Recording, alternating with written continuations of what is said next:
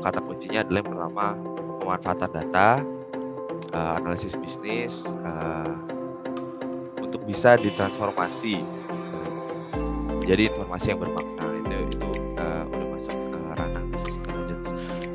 Jadi yang bakal teman-teman pelajari di lab RDIP sebenarnya banyak mengenai data, banyak mengenai gimana kita memaknai sebuah data, kita menginterpretasikannya, kita membuat prediksi, forecasting, dan semacamnya untuk kemudian bisa menjadi sebuah business intelligence atau insight-insight bisnis, terus keluaran-keluaran yang bisa menjadi rekomendasi unit bisnis nanti.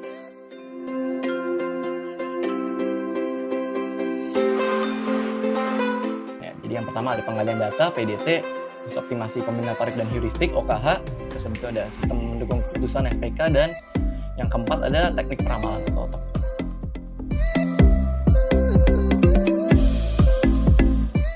Nah, di ADDI kan kepanjangannya akuisisi data dan diseminasi informasi. Jadi ya mirip-mirip sih sama RDB. Ada yang data akuisisi itu belajar tentang data warehouse kayak di kecerdasan bisnis, kemudian data annotation sama data curation.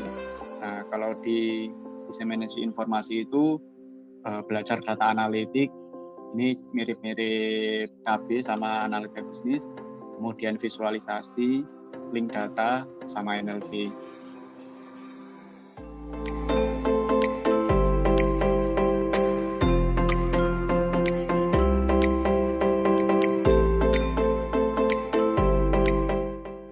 Nah, ini lanjut ke mata kuliah ADD di kurikulum baru. Jadi ada apa?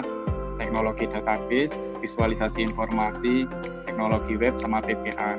Kalau di lab ADD itu per semester dibuka 2 karena dosennya terbatas. Nah, untuk semester ini yang dibuka itu teknologi database sama visualisasi informasi.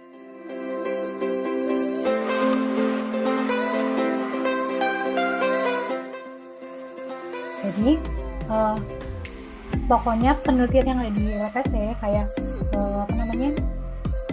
tugas akhirnya gitu, misal itu pokoknya berfokus ke business strategic analysis.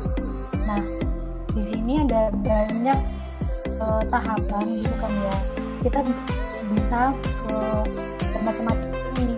Misalnya ada yang ngambil di bagian deployment atau di bagian monitoring dan evaluation gitu ya. Tapi tujuan utamanya tetap yaitu business strategic analysis.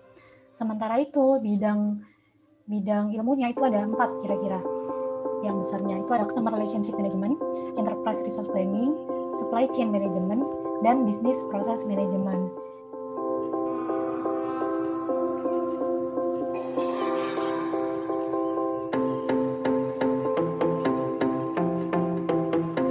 Yang pertama itu ada sistem pendukung keputusan berbasis model. Jadi di mata kuliah ini itu fokusnya ke pemodelan sistem dan juga sistem dinamis. Kayak ada namanya itu Stephen diagram gitu. Jadi intinya itu memodelkan kejadian di dunia nyata. Jadi apa sih lab MSI itu? Jadi lab MSI ini terdiri dari information system yang tergabung dengan manajemen. Jadi di sini itu kita akan mengelola manusia untuk mewujudkan tujuan dari organisasi, atau dengan kata lainnya itu orang-orang yang mengerjakan sistem-sistem yang ada di dalam organisasi tersebut untuk mewujudkan tujuan dari organisasi kita. Nah, lab MSI ini berfokus kepada pengelolaan informasi sumber daya sistem di sebuah organisasi, terutama pada aspek manusia dan proses.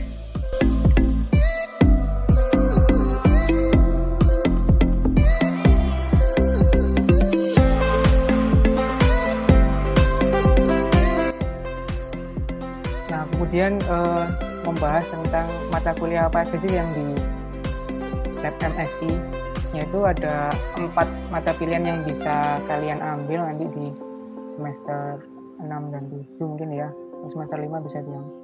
Ada MRKTI, ada TTI, ada MTO, dan MKB. Jadi LabIKT ini singkatan dari Infrastruktur dan Keamanan Teknologi Informasi. Jadi kalau teman-teman kemarin sudah mengikuti bedah lab ini dan hari ini juga ikut bedah lab tentang ADDI, RDIB, SE, MSI. Nah itu kan kebanyakan kalau ADDI, RDIB itu kebanyakan di data, teknologi data, atau misalkan data mining, data science, dan segala bentuk data, visualisasi data dan lain-lain lah. Nah kalau di SE kan mulai dari proses perusahaan yang mulai dari hulu ke hilir. Kalau misalkan di MSI itu tentang manajemen IT-nya di sana. Nah kalau di IKT sendiri segala hal teknis terkait di luar data dan ya itu segala hal teknis tentang IT di luar data itu ada di lab IKT.